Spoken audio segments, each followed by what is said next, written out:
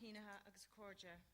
Is ónar domsa ar son bord educus agus Ilan éireann fáilte choróh Cllr don cuinneú Cinbhríne. Minister, you are very welcome to your first AGM of the Education and Training Boards Ireland. It's only a few months since you took on your current very busy portfolio. You did so at a particularly exciting time in Irish education. Your training as a Montessori and a second-level teacher means that you are familiar with the challenges facing teachers in the classroom every day, and your experience as spokesperson on education and as Vice Chair of the Oireachtas Committee on Education and Science give you insights that few politicians have. It means that you are particularly familiar with the rapid changes in our sector, where what can only be described as a virtual revolution in education and training is taking place. The delegates here today and the staff in our administrative offices and schools and centres are leading that peaceful revolution.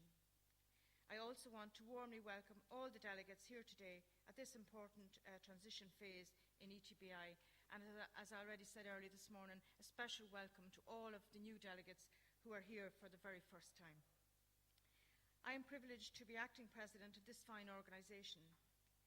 We collectively, with our boards and staff, have the opportunity to make a difference to the lives of tens of thousands of our citizens. We should grasp it with open arms and minds. When you are in the middle of dramatic changes, you don't always appreciate their significance, but others do. Indeed, the far-reaching reforms introduced into further education and training in Ireland have attracted significant international attention. ETBI has already hosted 3 overseas groups that are very keen to have greater insights into how further education and vocational education in Ireland are being structurally realigned. We had long been calling for the mainstreaming of the further education sector. The establishment of SOLAS and the identification of separate roles and functions for SOLAS and ETBs have finally brought this about. The strategic development role of SOLAS and the operational and service delivery roles for ETBs bring definition and clarity to the FET sector at last. Now, this sector can stand shoulder to shoulder with the first, second and third level sectors. Further education and training has been identified as crucial for supporting Ireland's economic recovery on the world stage. The FET strategy 2014 to 2019 incorporates an overall implementation plan which commits stakeholders to a wide range of actions. ETBs and ETBI will lead or be involved in leading the majority of these actions. The obligations, functions and roles set out for ETBs and SOLAS in legislation redefine the challenges for our boards. The establishment of SOLAS and the 2013 legislation framework set out a very challenging future for ETBs and the sector in general. To this, we must add the proposals to reform the PLC sector and apprenticeships. This drive for reform again underlined the need for ETBs as education and training authorities to have the delivery mechanisms to function effectively and to deliver on the stated objectives of having a world-class further education and training system. Minister, the FET sector urgently needs to be recognised as having a professional standing, as is the case with first, second and third level sectors. There are staff who work in the further education and training area that require their career paths to be addressed urgently. These FET staff need to be appropriately recognised and have standardised qualifications, salaries and career structures. This is a sine qua non for the sector and is a development which is long overdue and requires action. The FET sector also needs a capital budget, just like other sectors in education. We in ETBI believe that the FET sector is being disadvantaged at present. Why should our FE students not have modern and properly fitted out centres of education and training, which would be the case if a separate budget was available? Surely funding discrimination like this has no place in our modern reformed operational environment. There is an unanswerable case for the introduction of a tutor grade and for a separate capital budget for the FET sector. We would urge you to consider both, Minister. They would go a long way towards giving real and tangible meaning to the establishment of the world-class further education and training system that the Government announced as a key objective when this reform agenda was launched in July 2011. I've referred briefly to apprenticeships, an area that is finally getting the attention it deserves. Last week, you, Minister, and Minister Damien English launched the Apprenticeship Council. ETBI, I'm glad to say, followed this launch with an excellent seminar on the future of apprenticeships in Ireland. The purpose of the seminar was to inform ETB management of the developments in relation to employer-led apprenticeship training and to further explore collaboration between the main stakeholders in regard to curricular development. ETBs, SOLAS, HEA, IBEC and ICTU all participated. I have to say, Minister, that there was universal welcome for the review of apprenticeships and the proposed expansion of apprenticeships into new areas of activity.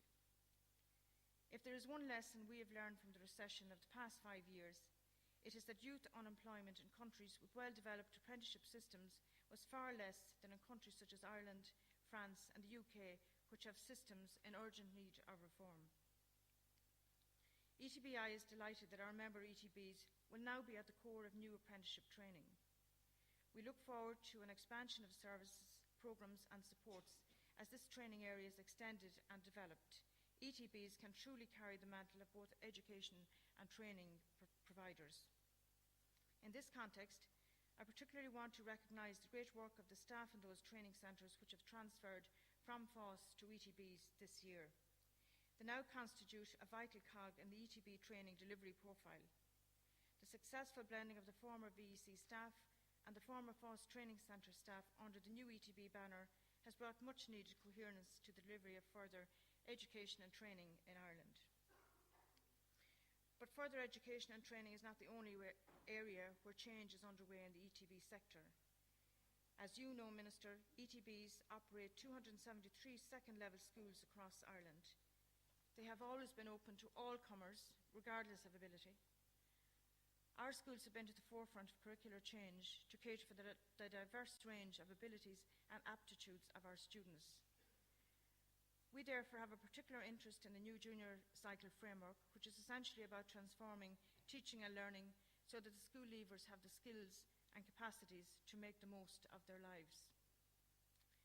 Junior cycle reform means changing the emphasis away from the acquisition of information and recycling it in examinations. It means moving away from externally marked terminal examinations as the basis for certification. It is about a new model of teaching and learning that will provide better returns to all involved in our school system. Junior cycle reform is integral to achieving the education transformation we require. There are concerns that the junior cycle reform must ensure that there is comparable standard of achievement across all schools. The union's demand for a robust moderation process is also valid. The recently revised proposals have gone a long way towards allaying these concerns. Today we ask all stakeholders, particularly our teacher unions, to seriously consider your revised proposals as a real compromise. They are a genuine response to fears about teachers' roles in the certification of student achievements. ETBI hopes that teacher unions can move to a resolution with you, Minister, on the future assessment of our students' full range of capabilities and talents. Of course, there is need for further discussion regarding the detail of the framework being implemented, and in particular regarding the resourcing of the reform. But with goodwill all round, there is no reason why we cannot build a new paradigm for schools and teaching, a paradigm that bridges the gap between teacher and learner and subject and learner, where students take responsibility for their own learning and the role of the teacher is to support student learning. This will help the continued attractiveness of teaching as a profession. It will also guarantee that the work of teachers contributes effectively to human prosperity, cohesion and fulfilment. I wish now to briefly turn to the issue of guidance and counselling in our schools. The stark reality is that even prior to the 2012 budget decision to extinguish the entitlement of schools to ex-quota guidance and counselling staff, second-level students were not having their counselling needs adequately met. At the time the ex-quota entitlement was extinguished, the Irish Journal of Psychological Medicine published the results of a mental health survey of 15 to 18-year-old post-primary students. The survey found that 32% of students had experienced suicidal thoughts at some stage, that 40% of those had not received professional help, that a quarter of those surveyed had adjustment problems, and that a third had used illegal drugs. Significantly, the researchers concluded that there was no reason to think that their findings were unrepresentative of young people generally. They said it was imperative that at-risk young people be identified as early as possible and suitable prevention strategies put in place. Of course, these mental health issues are not the core work of guidance counselling in schools. Students have a myriad of non-crisis needs for guidance and counselling on a daily basis, but if these other needs are not met as they arise, they can seriously impact on the lives of these young people. Just last month, ETBI carried out a survey of principals and deputy principals in ETB schools. We had a 61% response rate and found the following. 90% of principals and deputy principals believe that their school does not have an adequate guidance and counselling service for its students. 80% of principals and deputy principals believe that their school, that the service would need to be increased by 50% or more to meet the needs of their students. And 80% of principals and deputy principals estimate that the removal of the ex-quota entitlement of school to guidance counselling staff has increased their workload either significantly or very significantly. Minister, we are not asking for a return to an ex-quota allocation of counselling staff, but we are requesting urgent action to rectify the perilous situation that our schools find themselves in. Clearly, there is a necessity to provide all schools with more counselling resources on the basis of need. And in this regard, we need a new model for allocating and deploying counselling services to schools. We also need to look at the way specialist outside agencies respond to schools' requests for assistance, especially where the capacity of the guidance counsellor to deal with a particular problem has been exhausted. Failure to address this issue has huge future cost implications, both human and financial. I now turn to the urgent issue of middle management in our schools. As part of our recent survey, ETBI also asked principals and deputy principals in ETB schools about the adequacy of the middle management posted responsibility system in our schools. While anecdotal evidence abounds about the difficulties that school leaders are experiencing in managing second-level schools, this is the first time that we have reliable research evidence. The findings point to the need for a real and significant response on the part of the Department of Education and Skills. 50% feel that while the work of a principal or deputy principal is so excessive that it impacts negatively on their work-life balance. 85% believe that their school does not have a sufficient number of assistant principal posts, and 63% of those who feel this also believe that the number would need to be increased by 60% or more to facilitate the effective operation of the school. 71% believe the current posted responsibility system is ineffective in facilitating educational reform in schools. 64% say that the inadequacy of the middle management system results in constant distraction from their core functions. 90% feel that the system leaves far too much responsibility and workload in the hands of the principal and his or her deputy. 74% do not believe that the current POR system effectively meets the specific management needs of the school. 98% believe that there is an urgent need to agree a new middle management system for second-level schools. And finally, 72% feel that the current system is not fit for purpose. That's 3 in every 4 of our principals and deputy principals, Minister. These brief extracts from our comprehensive survey speak for themselves. There is a crisis at school management level. There is a need for total reform of the school management system. The demands of managing a school have utterly changed. We have arrived at a juncture where school management and leadership in Ireland are in the midst of a deepening and terminal malaise that demands urgent and radical surgery at post-primary level. The need for a contemporary management system with devolved leadership is clear. ETBI has examined a new model of school management, and we have submitted our proposal to your department, Minister. Other management bodies have done likewise. We all urgently want agreement on an effective, fit-for-purpose, reformed management system in our schools to share the massive burden on principals and deputy principals. This will provide a real capacity for educational leadership and the implementation of ongoing reform. As I mentioned at the start of my address, This is a time of immense change and reform for our growing sector. The change agenda has been non-stop since 2010 and is unprecedented in its extent. It involves the consolidation of education and training service delivery under 16 statutory agencies, the ETBs, and the allied reform for further education and training. The formation of our 16 education and training boards from both VECs and training division of the former FOSS has only just been completed with the establishment of the new recently elected 21-member boards. However, the setting up of the boards is not the end of the organisational process, which remains ongoing and challenging. The recent election process for the establishment of ETB boards took up to 5 months to complete. This was far too long and certainly requires significant review in future. The elongated election process resulted in 2014 in the replacement of a full ETBI Congress with this one-day AGM and EGM. Minister, I am asking you today to review the length of time it has taken to form the ETBs. We need to have a far shorter and more realistic time frame for activating our new boards. Major structural and governance reform is also taking place within ETB to reflect the changing operational environment of ETBs. The adoption of a significantly amended constitution will be addressed this afternoon in an EGM convened for that purpose. ETBI and our member ETBs are therefore responding to the challenges set out in recent legislation and in accordance with the change programme of government. For its part, ETBI has been strengthened and given more purpose and functionality with its role defined in the Education and Training Board Act 2013. This association will seek to provide effective supports to member ETBs and will certainly bring greater coherence and a single voice to the sector.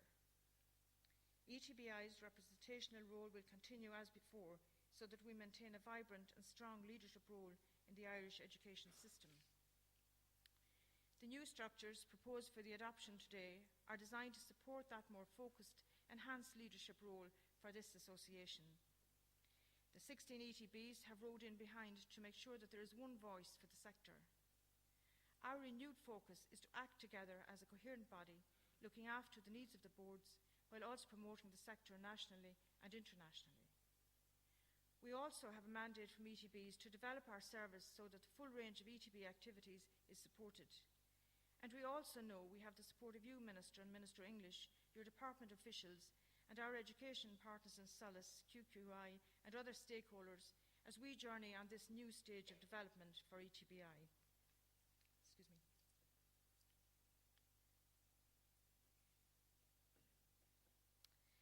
I mentioned the fact that education and training boards have been constituted from the amalgamation of VECs and the integration of the former FOSS training division.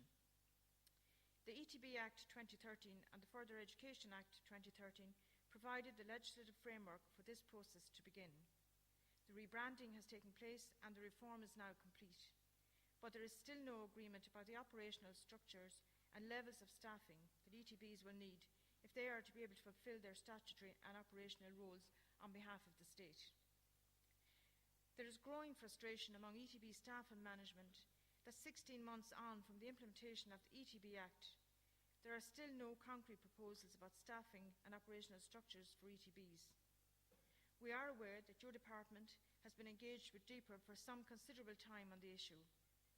We need this resolved now, and we need fit-for-purpose administrative structures for our new ETBs, with adequate resources to enable us to do the job we have been charged to do. DEPA must appreciate that it will fail the state, fail the ETBs, and fail your department if it adopts a stance which seeks to give as little as possible in terms of staffing and resources. Your department has been playing a significant leadership role in trying to secure the necessary staffing and resources for ETBs to deliver effectively on the statutory functions. Praise is certainly due to the department's Project Management Office, which is working with ETBI to secure the necessary resources for ETBs and to bring greater coherence to the sector generally between the Department of Education and Skills, ETBs and Solace. The role played by the Department Secretary-General, Sean Fallu, and his MAC team must also be acknowledged. We are heartened by the very real support from your department at all levels, Minister, to establish ETBs as effective, efficient and dynamic statutory education and training authorities with clear definition and focus. We need to be able to deliver on the hopes of the government and the expectations of those we serve. We believe that investment in ETBs will be money well spent. Briefly, before I conclude my speech, Minister, I do want to highlight the special case of smaller standalone schools. As a native of County Leitrim, I am well versed in the unique challenging challenges facing such schools, especially in the area of staffing and financing. These schools are the lifeblood of the local communities. They should not be allowed to wither on the vine. I am seeking a meeting with you to argue the case for such schools so that they can be sustained into the future. In conclusion, may I say that the range and scope of structural change has brought significant pressure to bear on ETBs. And while this is recognised, the need for real tangible supports must also be a factor on the ongoing reform agenda. Getting the foundations right is a core element for a secure future where ETBs can themselves be models of best practice and drivers of reform. Building the sector requires the right resources in the right places so that our future as competent and confident education authorities will be secured. Before you today, Minister, we have many first-time members of ETBs. They bring new energy and impetus to ensure that ETBs will become best-in-class education authorities. Working together in real partnership, ETBI and the member ETBs can fulfil the aspirations that inform the current restructuring agenda, which is leading to the rebuilding of our sector. We share the government's commitment to achieving the target of a world-class education and training system, Minister. I assure you that we are more than ready for the challenge. Help us to achieve that aim. Gurmila Michael.